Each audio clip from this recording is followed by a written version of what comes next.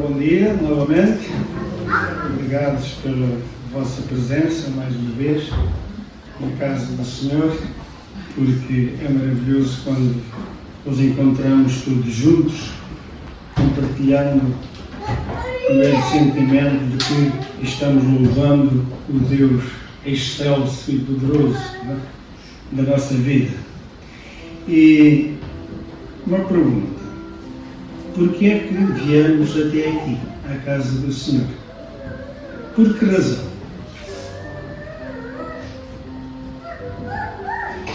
O coro que nós vamos cantar é maravilhoso, porque Deus enviou ao Filho, ao mundo, o Filho de Deus.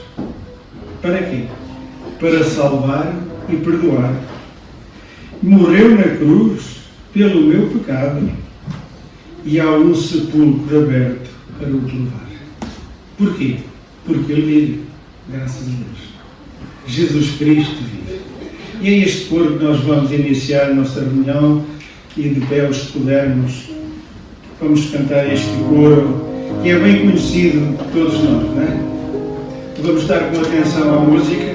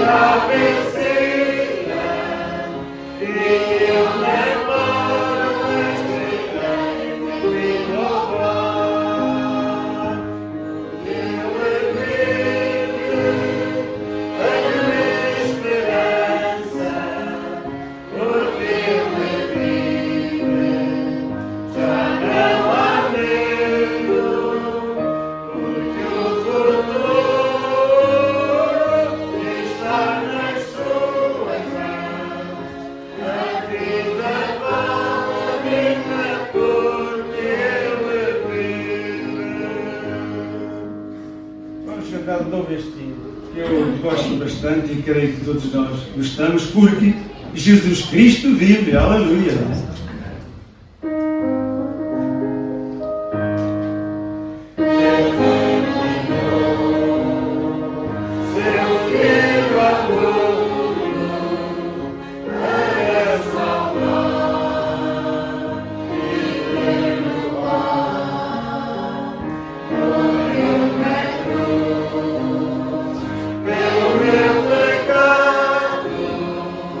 Amor, ser pobre.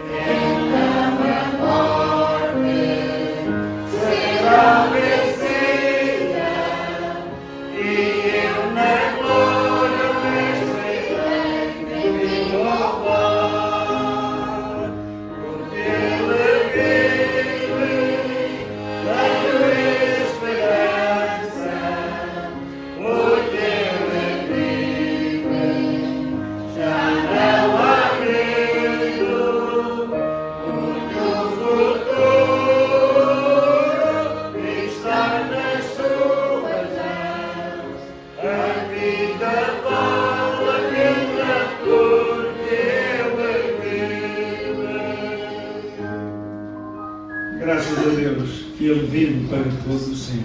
Podem sentar-se, faz favor. E antes de prosseguirmos,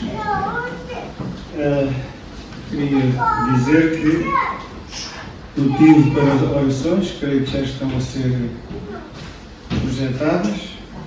Também quero lembrar que hoje, às 4 ou 16 horas da tarde, há reunião de igreja aqui. Todos são bem-vindos a esta reunião de igreja, porque é para todos os membros da igreja. Também chegou aqui um anúncio. Há calendários de boa semente também. O Sr. Irmão Alfredo tem-os consigo. Dizer são 65 cêntimos o preço deles, mas que se os irmãos quiserem dar mais, podem pôr na coleta. Nunca é demais para ajudar, não é? E assim, motivo de orações já estão projetadas, e aquelas que não estão, os irmãos que estão doentes, a nossa irmã Helena Sequeira também era para ter uma participação, mas em último lugar também está adoentada. Que o Senhor também a possa ajudar também, pois Ele é poderoso para ajudar aqueles que estão com dificuldades. E penso que notícias é tudo, não sei se há algumas notícias para dizer. Se não há, vamos prosseguir a nossa reunião. E assim nós vamos cantar o hino 402, em louvor do Senhor. De pé, os que pudermos, 402.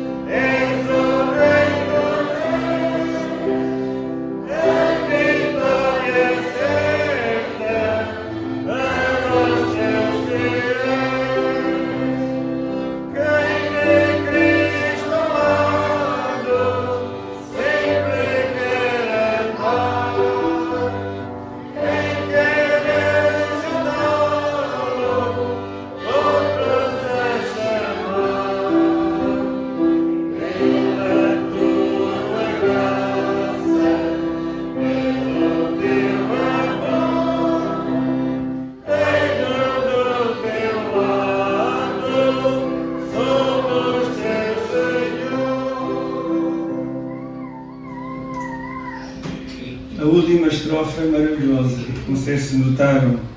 A peleja é dura, sempre tem de ser. Inimigos fortes, hemos nós de ter. Mas onipotente, és o Rei dos Reis. A vitória é certa. A vitória é certa, notar, para os teus filhos. Um dia somos vitoriosos junto do Pai. E a vitória é certa. Não é uma vitória qualquer que o mundo oferece, mas esta vitória é a oferta do nosso querido e amado Senhor. E ainda vamos cantar mais um hino, o 419, e assim vamos aproveitar o levantamento das ofertas para a obra do Senhor. Este hino diz: no serviço do meu mestre eu sou feliz.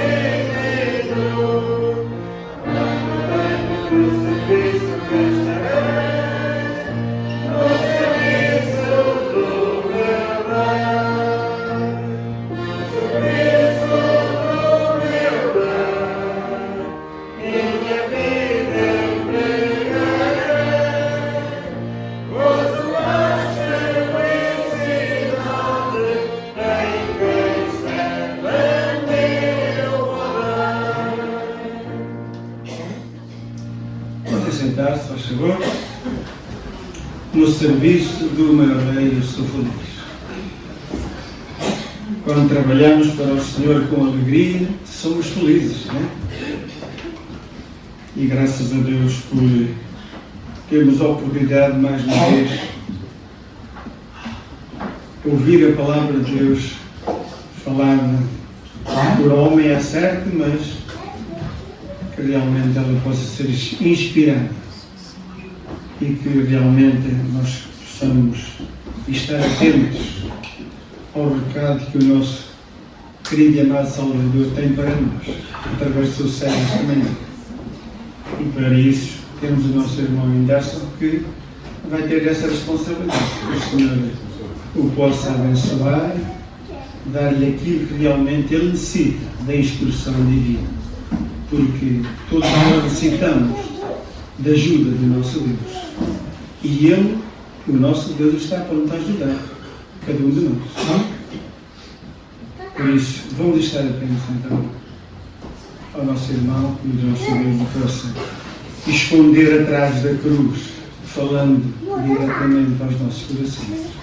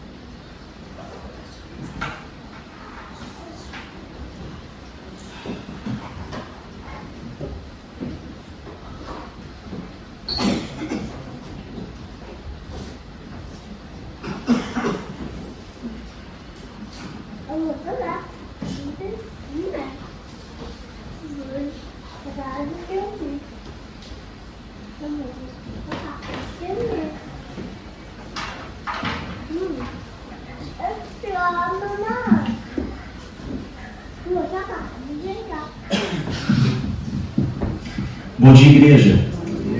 Que a graça e a paz do nosso Senhor e Salvador Jesus Cristo esteja com todos nós hoje e sempre. Eu vou dar continuidade aqui ao que falamos nos nossos últimos encontros sobre restauração agora. Vou utilizar o final do livro, Apocalipse 22, literalmente o final do livro. Tá? O que a Bíblia diz, meus irmãos? Se há um fio comum, uma linha comum de narrativa na Escritura que nós podemos pensar em restauração.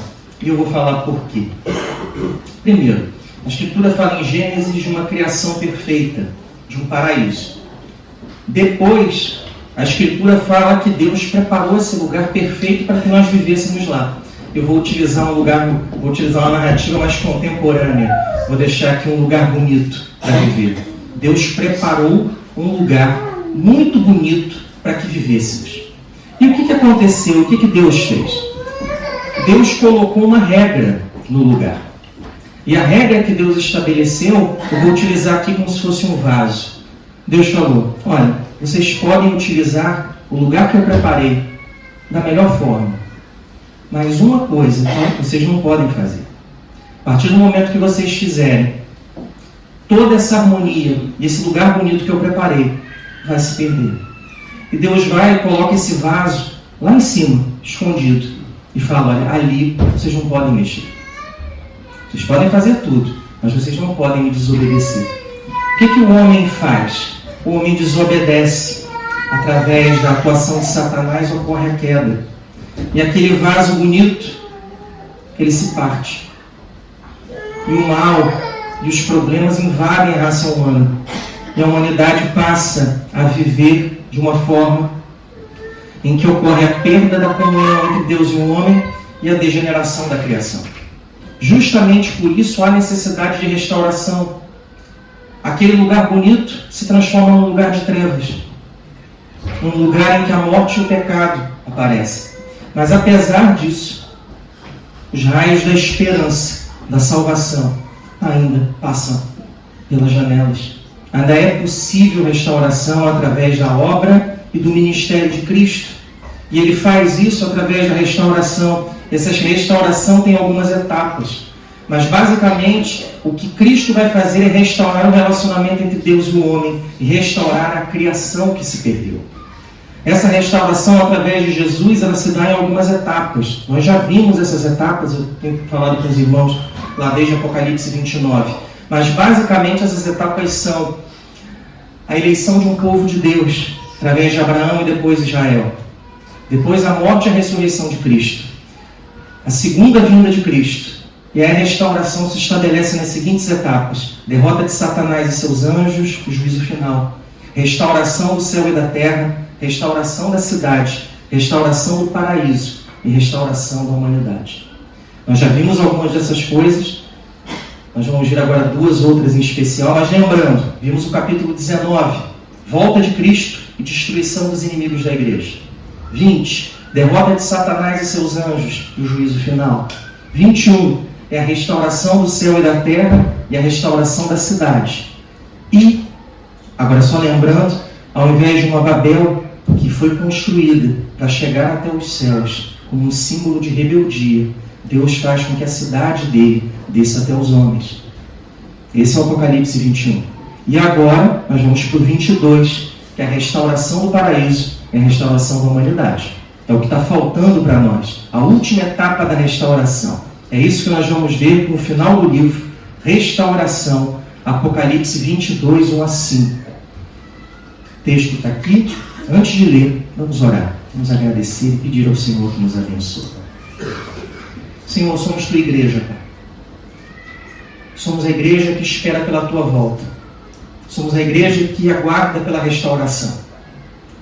Mostra-nos, Pai, através da tua palavra, aquilo que acontecerá em breve, Senhor. Aquilo que acontecerá quando o Senhor voltar. Para onde iremos? Onde estaremos? Eternamente, debaixo da tua proteção e do teu cuidado. Nos abençoa e fala através da tua palavra, por intermédio do teu Espírito Santo. É o que nós pedimos, agradecemos a ti em nome de Jesus, Pai. Amém. Diz a palavra de Deus para nós aqui, meus irmãos, Apocalipse 22, versículos 1 a 5. Eu vou ler na Almeida Revista Atualizada. Diz a palavra de Deus para nós.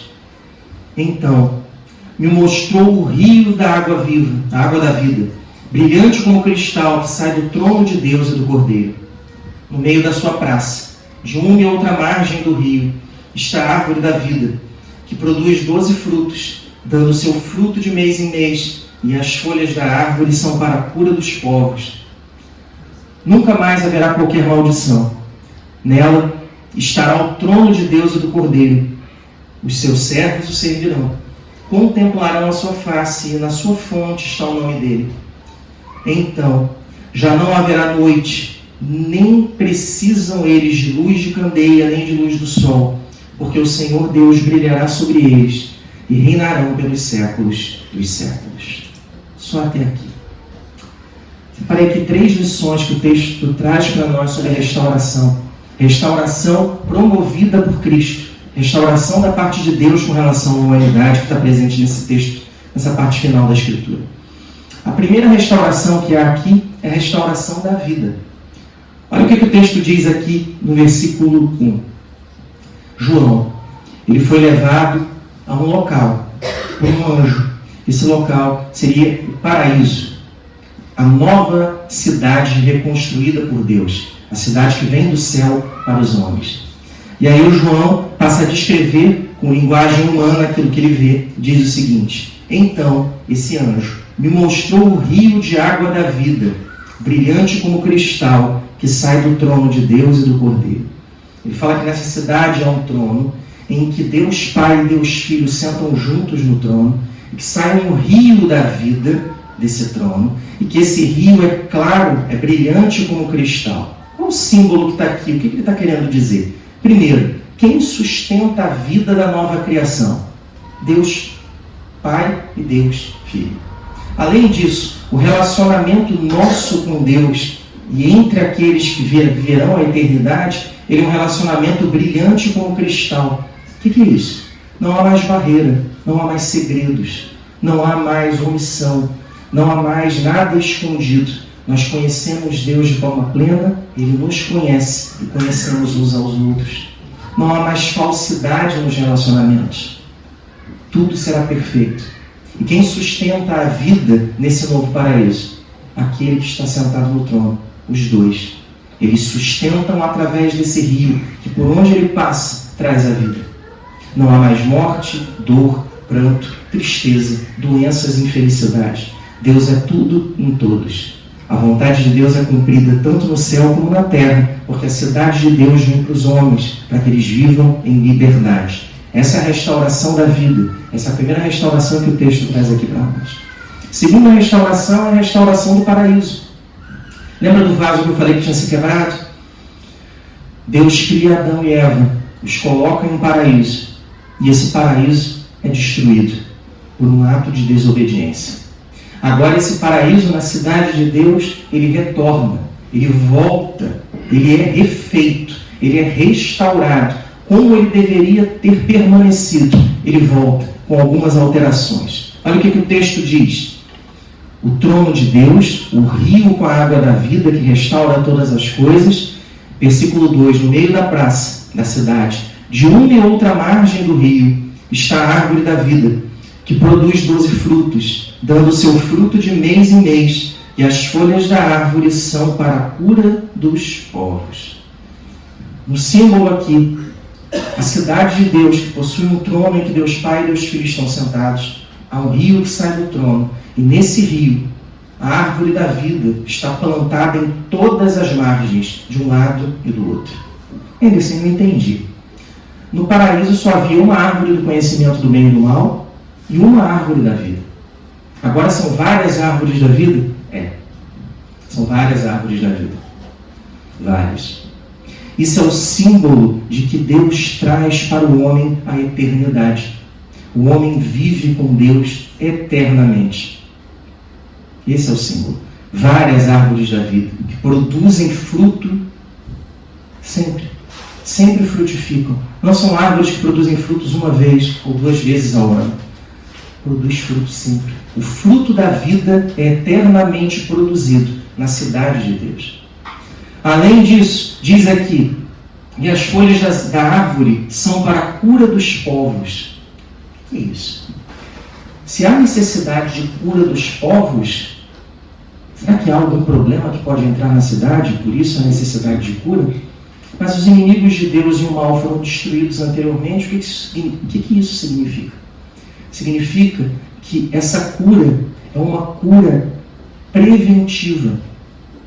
Preventiva, terapêutica. Deus nunca mais vai permitir que o mal volte à criação. Deus nunca mais vai permitir que nós venhamos a cair. Porque se nós fôssemos colocados numa condição de eternidade e Deus não permitisse que nós voltássemos a cair, se Ele nos deixasse, nós cairíamos de novo. Então Deus faz terapeuticamente o seguinte: vocês não podem mais cair. Ele põe um chip ali, grava com a eternidade e diz: não podem me desobedecer mais. Vocês vivem comigo para sempre. Isso aqui não acaba, isso não tem fim. Então a segunda restauração é a restauração do paraíso. E a terceira restauração que Cristo faz é a restauração da humanidade e do relacionamento com Deus. Restauração da humanidade e do relacionamento com Deus. Versículos 3 a 5. Olha o que a palavra de Deus diz.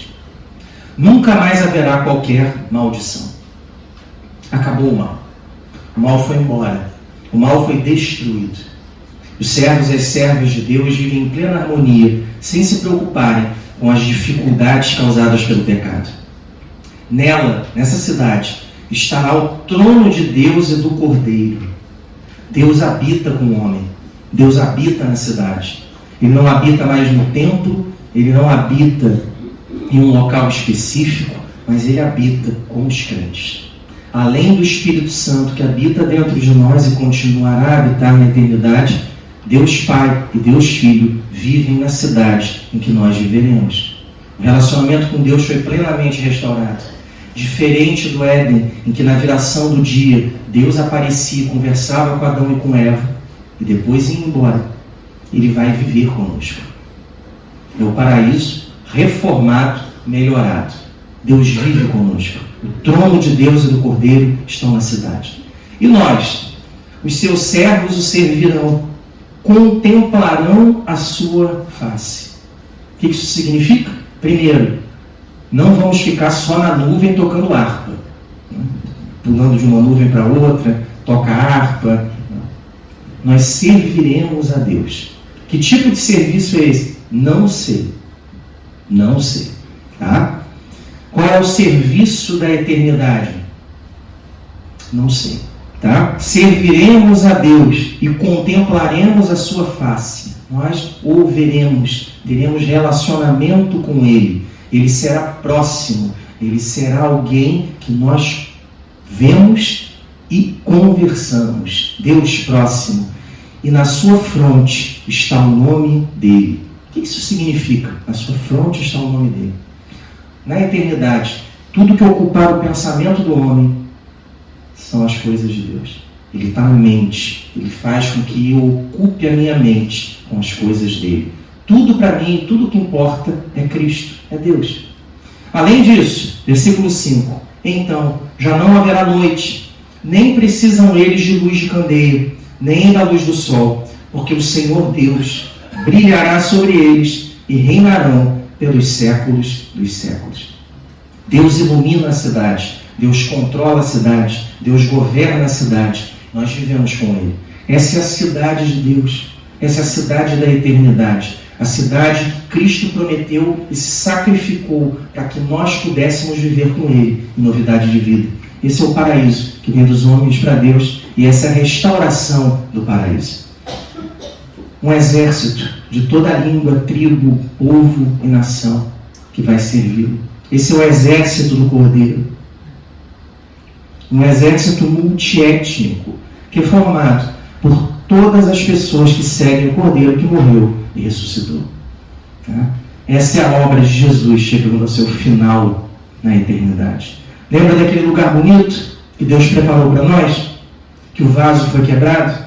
O que a Bíblia diz no seu final é que o vaso é reconstruído e que nós vamos para um lugar melhorado, mais interessante do que o primeiro.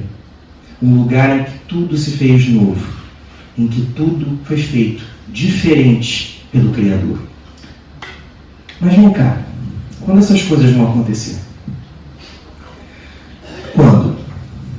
Aí Jesus faz o seguinte, ele volta para fechar o livro sem parábolas, sem símbolos. Jesus vem no finalzinho e fala assim, peraí que eu vou fechar o livro?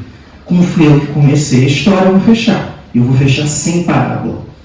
E essas são as últimas palavras de Jesus. Olha o que é dito aqui a partir do versículo 6.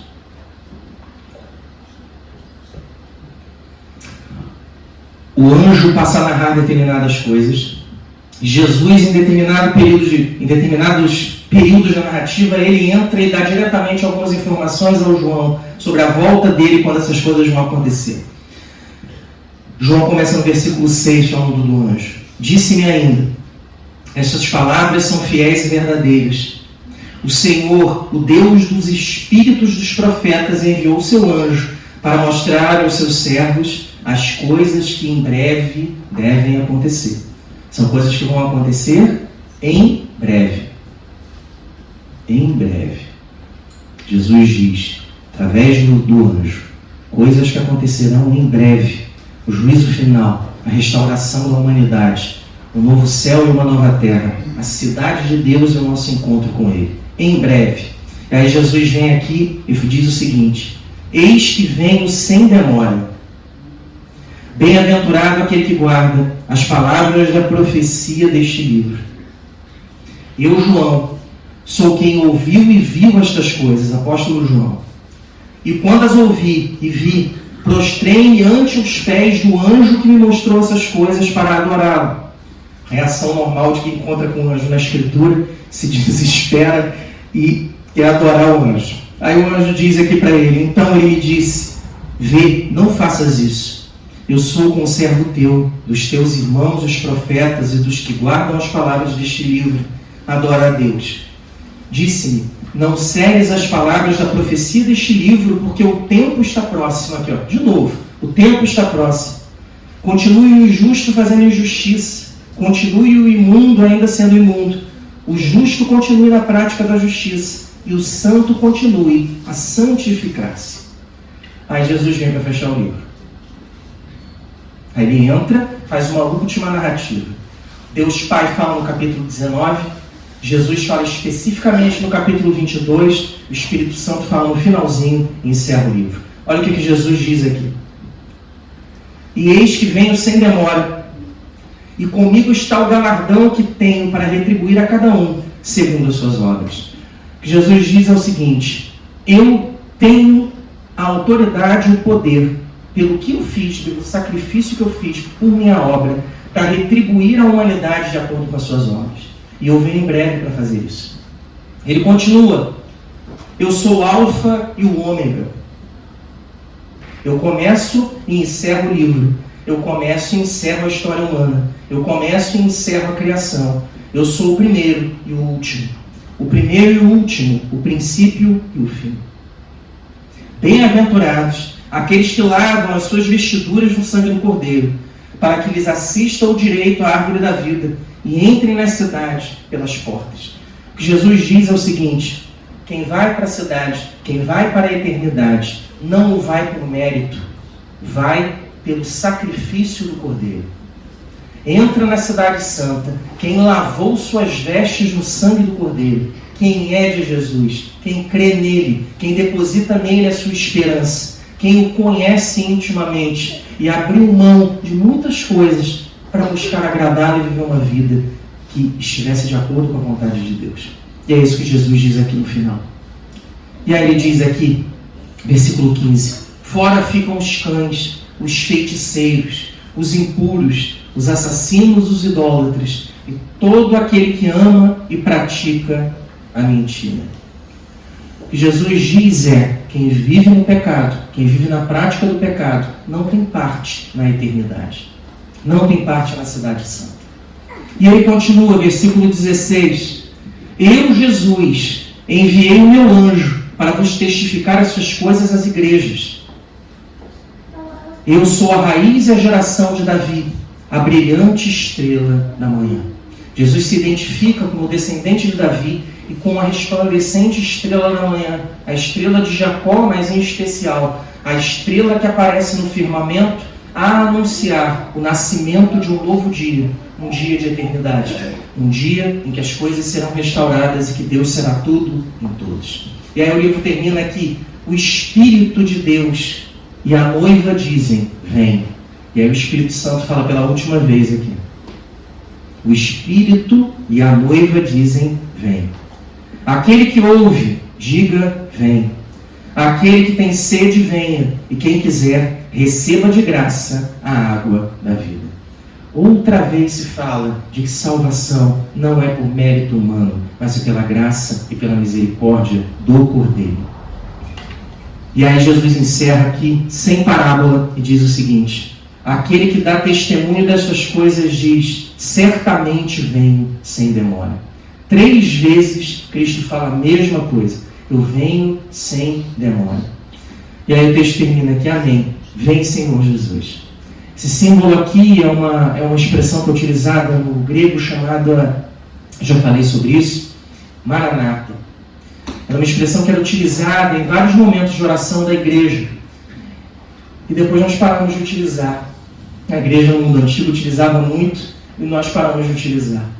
Parece que em alguns momentos nós não temos desejos de que Jesus venha depressa. Porque o nosso desejo é que a vida continue. Eu faça o que eu tenho que fazer. Eu case, tenha filhos, seja bem sucedido, consiga tudo o que eu quero. E no final, quando eu estiver velhinho, não tenho mais nada, tudo está resolvido. Aí ele aparece e resolve o meu problema, depois de uma vida farta e feliz que eu tive. Infelizmente, nós vivemos num mundo individual e a individualidade entra para a igreja. E nós passamos a pensar dessa forma mesmo. Já falei isso aqui e vou falar de novo. Se Jesus vier agora, todos os teus problemas estão resolvidos. Acabou. Se Jesus vier agora, todos os problemas da humanidade, acabou. E a igreja, e o texto diz isso o seguinte: o que a igreja tem que dizer? Vem. Vem, Senhor. Vem logo para resolver o nosso problema, porque sozinhos não conseguimos. Vamos concluir então? O que o texto diz para nós? Eu separei 3 lições aqui, que na verdade não são 3, são 4. Quando Cristo voltar, quando nós estivermos com Ele na graça, quando Ele, através do seu ministério, finalmente restaurar todas as coisas, o que vai acontecer? Primeiro, restauração da vida. O rio da vida, da parte de Deus, restaurará todas as coisas e por onde o rio de Deus passar, tudo vai ser transformado. Nunca nada mais vai ser como antes. E nós viveremos com Ele em plena comunhão e harmonia. Segundo é a restauração do paraíso. Sem árvore do conhecimento do bem e do mal. Por quê? Porque o mal não existe mais. Nós teremos pleno conhecimento de Deus. O que sobra é a árvore da vida, dos 2 lados do rio, para mostrar que a eternidade chegou aos homens. Não por mérito, mas por graça. Por desejo da parte de Deus de se sacrificar por nós. Terceiro, restauração da humanidade e do relacionamento com Deus. O trono do Cordeiro de Deus Pai está na cidade. E além disso, todo o exército multiétnico do Cordeiro vive com ele para sempre. Gente de toda língua, tribo, povo e nação, unidos por um único motivo: Cristo. Cristo une todos. E quando essas coisas vão acontecer, meus irmãos, Jesus fala 3 vezes no final do livro: em breve. Em breve e em breve. O que a igreja deve fazer então? O texto diz aqui: não cele as palavras do livro. Medite na obra, no ministério e na volta de Cristo. Nós, como cristãos, somos muito bons na teoria. Nossa teoria é maravilhosa. Maravilhosa. Ah, Senhor, volta logo, Senhor, volta, ah, que maravilha e tal. Quando precisa de prática, quando nós precisamos ser práticos e viver uma fé de verdade, parece que nós não temos forças em alguns momentos. E a desconfiança vem e o problema vem. Quando Jesus volta, em breve, qual é a missão da igreja? Levar a mensagem, espalhar o Evangelho e se preparar para a vinda de Cristo. Que Deus nos abençoe, meus irmãos.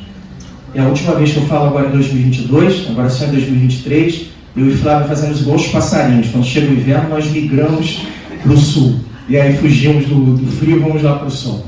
Vai ser um tempo bom de encontro com a família, de resolver algumas questões que nós precisamos resolver. Mas no início do ano nós regressamos e, se Deus quiser, vou poder voltar a colaborar aqui com a igreja e poder fazer o que eu tanto gosto, que é poder falar das coisas de Deus. Tá bom, meus irmãos? Que Deus nos abençoe, cuide de nós, cuide da igreja, cuide da nossa vida. Porque se tem uma coisa que nós precisamos é do cuidado de Deus. Que Ele nos abençoe em nome de Jesus. Amém.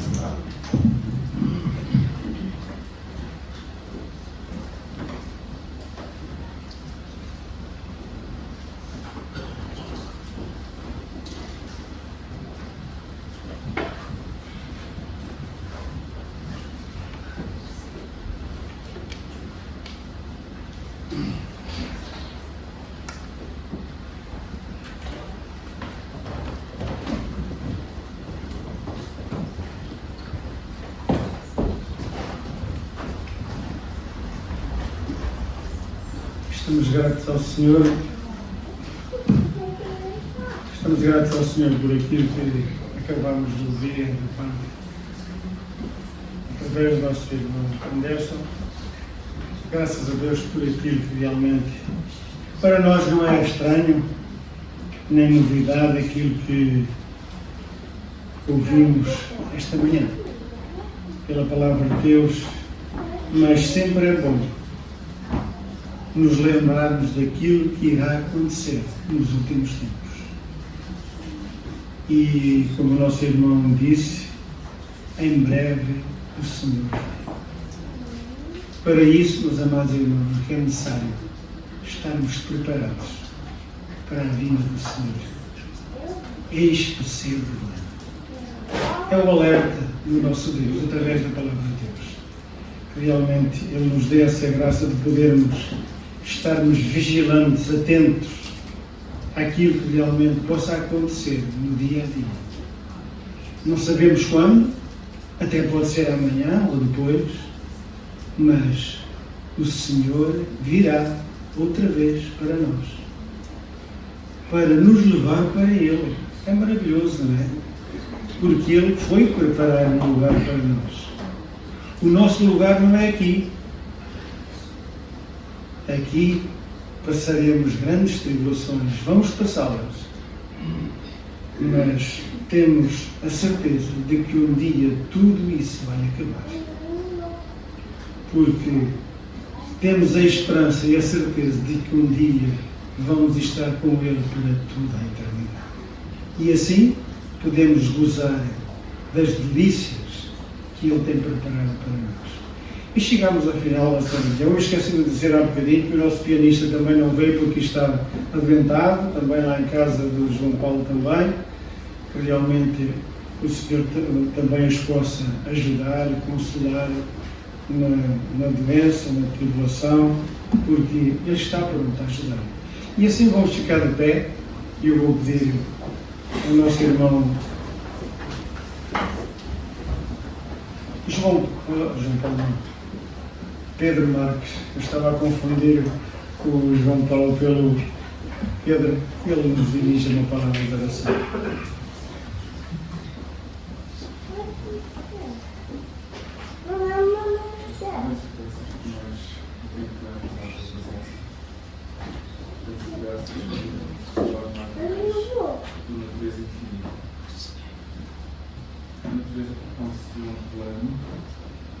Nós, com a nossa finitude, nunca conseguiremos compreender. O plano baseado no amor, nós não podemos compreender nem perceber. Mas pelo relacionamento contigo, chegamos a aprofundar a nossa consciência por mesmo. E esse conhecimento sabemos que esta é uma relação próxima connosco. Criaste-nos à tua imagem e semelhança para termos uma relação contigo. Relação essa criada pelo nosso pecado. Mas no teu plano estava a restauração dessa comunidade. E graças a Deus que nós temos o conhecimento. Não porque sejamos melhores, mas porque tu nos revelaste pelo sacrifício do Senhor Jesus. A nossa restauração é consumada. E assim, temos a certeza que iremos em breve estar contigo para todo o sempre, usando as delícias que tens preparado para cada um de nós. Damos graças por este tempo que podemos ter, pedimos, Pai, que na nossa vida possamos a cada momento preparar-nos para esse epílogo extraordinário do teu plano para nós, que vivemos contigo para sempre. Dá-nos a tua bênção e nos em todas as coisas, em nome do Senhor Jesus. Caminhando eu vou para Canaã, caminhando eu vou para Canaã, caminhando eu vou para Canaã. Glória a Deus, caminhando eu vou para Canaã. E chegamos ao final desta reunião. A todos desejamos um resto de domingo, na paz do Senhor.